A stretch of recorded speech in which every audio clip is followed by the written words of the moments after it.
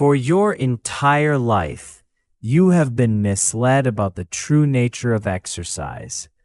Every doctor you've seen, every fitness magazine you've read, and every family member who cared enough to offer advice has repeated the same mantra. Walk more. Get your steps in. 10,000 steps a day will keep you healthy. However, there is a truth that no one wants to openly admit. A groundbreaking study conducted by the University of Missouri in 2023 revealed findings that shocked the medical community worldwide. The researchers found that adults over 60 who engaged in specific seated exercises experienced a 27% greater improvement in their functional strength compared to those who only walked. That 27% difference is not trivial. It marks the boundary between being able to lift your grandchildren with ease and struggling just to stand from a chair. This fact remains hidden because the walking industry, shoe companies, fitness tracker manufacturers, treadmill producers, has built a multi-billion-dollar empire on the belief that walking is the ultimate form of exercise for seniors.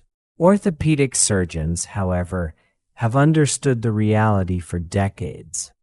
Walking is excellent for cardiovascular health, but does almost nothing to combat muscle loss, a condition known as sarcopenia, which begins to ravage the body after age 60. Sarcopenia steals approximately 3 to 5% of muscle mass every decade after you turn 30. And by age 70, many individuals have lost up to 30% of their strength. Walking cannot halt this decline, but 5 specific chair exercises can.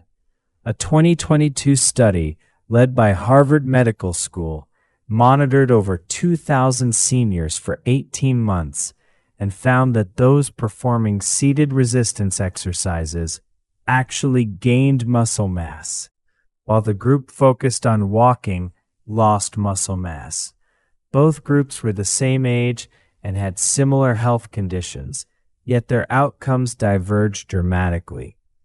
The most astonishing finding was the top exercise on the list, which increased bone density by 19% in participants over 65, a result so significant that surgeons now prescribe this movement to patients recovering from hip replacements, as it outperforms any physical therapy protocol previously used.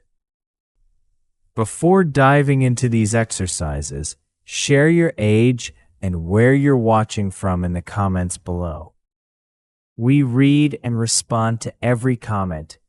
Now, let's begin with the 5th exercise, which might surprise you. Number 5 is seated calf raises. This simple exercise is often overlooked, but ignoring it can cost you your independence.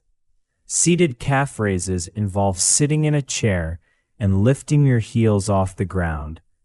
It sounds easy, but this movement targets a crucial muscle group in your lower body, the calves, specifically the gastrocnemius and soleus muscles. These muscles play a vital role in the venous pump system. Every time they contract, they squeeze the veins in your lower legs, pushing blood back toward your heart against gravity. Without strong calf muscles, blood pools in your legs, causing swelling, varicose veins, and increasing the risk of dangerous blood clots. A 2021 study published in the Journal of Applied Physiology examined 140 seniors with mild circulation issues. Half of the participants performed seated calf raises 3 times a week, while the other half maintained their usual routine. After 12 weeks, the exercise group showed a 41% improvement in venous return efficiency. Their ankles were less swollen, legs felt lighter, and their risk of deep vein thrombosis significantly declined. Walking does engage calves, but not as effectively as seated calf raises. When you walk, many muscles share the workload. Seated calf raises isolate and intensify the effort on these pumping muscles. To perform this exercise, sit on a sturdy chair with your feet flat, knees bent at about 90 degrees. Press through the balls of your feet and lift your heels as high as possible, holding for 2 seconds. You should feel a strong contraction in the back of your lower legs. Lower your heels slowly, emphasizing the lowering phase to maximize muscle building through eccentric contraction. Start with 15 reps and build up to 3 sets of 25. Once easy, add resistance by placing a heavy book or small weight on your thighs. Surgeons particularly recommend seated calf raises because they can be performed even by individuals with hip or knee problems, as the exercise places no stress on those joints, only on the ankles and calves. Performing this movement twice daily, morning and evening, can improve your leg strength noticeably within 2 weeks. Moving on, the fourth exercise targets a different yet equally critical muscle group. If you've enjoyed this information so far, please hit the like button to help more seniors find this video, and subscribe for more expert health tips made just for seniors. Number 4 is seated knee extensions. This exercise focuses on the quadriceps, the large muscles at the front of your thighs. These muscles are vital for climbing stairs, getting out of cars, and standing up from a chair or toilet without assistance. Unfortunately, quadriceps weaken faster than most other muscles with age.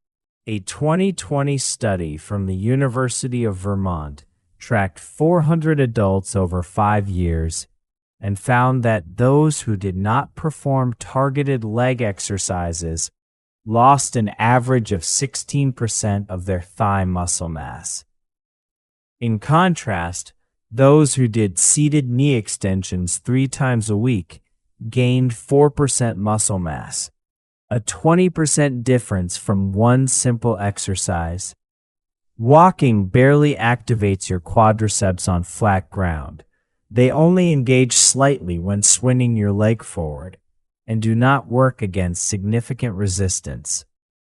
Muscles adapt to the demands placed on them. Without sufficient resistance, quadriceps shrink. Seated knee extensions force your quads to lift your entire lower leg against gravity, stimulating muscle growth. To do this exercise, sit upright with your back firmly against the chair backrest and hold the sides of the seat for stability. Straighten one leg until the knee is fully extended, keeping your toes pointed upward. Hold this position for 3 seconds while squeezing the thigh muscle as hard as possible. You should feel a burning sensation in your leg. Lower your foot slowly back down over 4 seconds. Alternate legs, aiming for 12 repetitions on each side. Rest for 30 seconds, then complete 2 more sets. The key is the muscle squeeze at the top. Actively contract your quadriceps as if trying to make the muscle bulge. This mental focus boosts muscle activation dramatically. A 2023 study in the European Journal of Applied Physiology found that participants who concentrated on muscle squeezing gained 31% more strength than those who didn't. When bodyweight exercises become easy, add resistance with ankle weights or resistance bands. Orthopedic surgeons recommend this exercise to protect knees from arthritis progression, as strong quadriceps act as shock absorbers, reducing joint stress with each step. Next, number 3 may surprise you because it targets a muscle group many seniors have forgotten about: seated hip marches. Your hip flexor muscles, primarily the iliopsoas and rectus femoris, are critical for walking. These muscles lift your thigh toward your chest with every step. When weakened, your gait changes. You begin to shuffle, barely clearing your feet from the ground. This leads to many trips and falls among seniors. A landmark 2022 study from the Mayo Clinic examined gait patterns in 800 adults aged 60 to 85 and found hip flexor weakness was the single greatest predictor of fall risk. Those with the weakest hip flexors were 4 times more likely to fall in the following year. Falls are not minor events. They can be life-altering. According to the CDC, 1 in 4 adults over 65 falls annually, and 20% suffer serious injuries such as broken bones or head trauma. Hip fractures are especially devastating, often triggering a rapid decline in health. Tragically, 30% of seniors who break a hip die within a year. This information is not meant to frighten, but to motivate you. Seated hip marches strengthen the muscles that prevent falls by mimicking walking motion with added resistance and control. You train your hip flexors to lift your legs higher and more powerfully than during normal walking. To perform this exercise, sit on the front half of a chair without leaning back. Maintain a tall spine and gently engage your core. Lift your right knee toward your chest as high as comfortable, holding for 2 seconds. Lower your foot slowly, then repeat with the left leg. Perform 20 alternating repetitions total, completing 3 sets with a 1-minute rest between sets. The slower the movement, the more effective it becomes. Avoid swinging legs with momentum. To increase difficulty, hold the raised position for 5 seconds or add ankle weights once comfortable. Surgeons have noticed that patients who perform hip marches daily before joint replacements recover faster, as their muscles are stronger and primed for rehabilitation. This exercise also improves balance by engaging the core to stabilize the body while one leg is elevated. Now, moving to exercises orthopedic surgeons deem essential for independent living. Number 2 is seated rows with a resistance band. Pulling strength is crucial for everyday tasks: opening doors, getting out of bed, dressing, carrying groceries, and even hugging loved ones. These actions depend on back muscles like the latissimus dorsi, rhomboids, and rear deltoids, which help maintain posture and prevent the hunched appearance common in older adults. Weak back muscles allow gravity to pull shoulders forward, leading to a curved upper spine known as kyphosis. This hunching restricts lung capacity, making breathing harder, shifts your center of gravity forward, increasing fall risk, and causes chronic neck and shoulder pain due to strain. Walking does not build these muscles because arm swing during walking is passive and involves no pulling. A 2021 study in the American Journal of Physical Medicine and Rehabilitation followed 300 seniors over 6 months. One group focused on walking, while the other performed seated rowing with resistance bands. The rowing group improved spinal posture by an average of 8 degrees and reported 63% less upper back and neck pain, while the walking group showed no changes. To perform seated rows, sit with feet flat, hip-width apart. Loop a resistance band around your feet and hold an end in each hand. Sit tall with arms extended forward, creating slight tension in the band.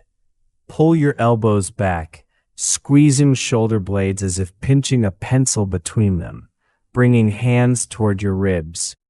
Hold for 2 seconds, focusing on the muscles between your shoulder blades. Slowly return arms forward, controlling the band's resistance. Complete 15 repetitions per set for 3 sets. Choose a resistance band that challenges you. By the last 3 repetitions, the effort should be tough but manageable. If too easy, use a thicker band or double it for more resistance. Surgeons recommend this exercise for patients recovering from spinal surgeries because it strengthens the muscle support around the spine. Strong back muscles act like guy wires supporting a tent, keeping your vertebrae aligned and preventing degeneration. Finally, the most important exercise, number 1, is the sit-to-stand squat. If you only commit to one exercise, this should be it. The sit-to-stand squat is more than exercise. It's a predictor of longevity. Research published in the European Journal of Preventive Cardiology followed more than 2,000 adults over age 51 for 6 years.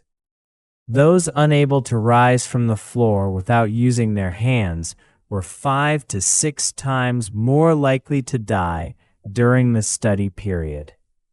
This movement engages nearly every major muscle group in your lower body. Quadriceps straighten knees, glutes extend hips, calves stabilize ankles, core maintains balance, and back aligns the spine. No other exercise activates so comprehensively. What makes it even more powerful is that it replicates a movement performed dozens of times daily. Getting out of bed, standing from a chair, exiting a car, or using the bathroom. Training this pattern builds functional strength that directly improves daily life. The 2023 study from the University of Missouri also found that adults over 65 performing sit-to-stand squats 3 times a week increased hip and femur bone density by 19%. This is remarkable since bone density typically declines with age. The mechanical stress from standing up signals bones to lay down new tissue, reducing fracture risk dramatically. Orthopedic surgeons now prescribe this exercise as preventive medicine, knowing that patients with strong legs and dense bones experience better outcomes if joint replacement surgery is needed. Many surgeons require patients to meet a minimum sit-to-stand quota before scheduling elective surgeries. To perform this exercise properly, sit in a chair with feet flat and slightly wider than hip width. Cross your arms over your chest to prevent cheating by pushing with your hands. Lean forward slightly to shift weight over your feet. Push through your heels to stand up fully, straightening knees and hips. Pause for 1 second at the top. Then lower yourself slowly back to the chair over 4 seconds.